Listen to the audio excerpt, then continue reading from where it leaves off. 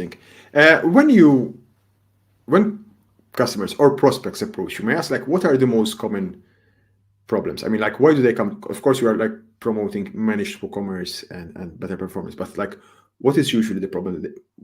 Okay, let's say they have a slow website, but what are usually the causes, the number one or top two problems that people usually, or mistakes people usually do on WooCommerce, on top of the web hosting, of course, that makes their website slow or breaks down for them? Like, what are the most common problems? How long's a piece of string? Yeah. Good point. In all honesty, every customer is different. Yeah. But we look at them holistically. We look at the customers and say, how can we address your issues? I will say that there is a common problem, and the common problem is a fault of WordPress, and this relates to how WordPress scales.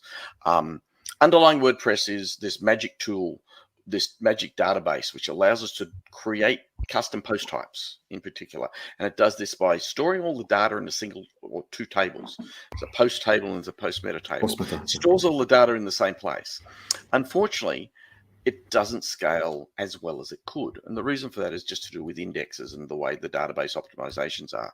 So you can wind up with well-meaning plugin developers that have built, a really nice little custom post type, and it might add I don't know, we might have decided we want to have a customer type, or it might be a unique product definition or type.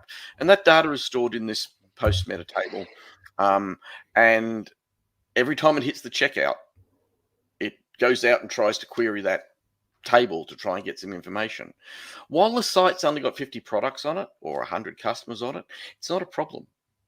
But when that site has grown to 50,000 or 100,000 customers, or it's grown to 20 or 30,000 products, the query required to generate that, can you look up all the products and see if there's any matches? Or you might be trying to do an upsell. Have you also considered this?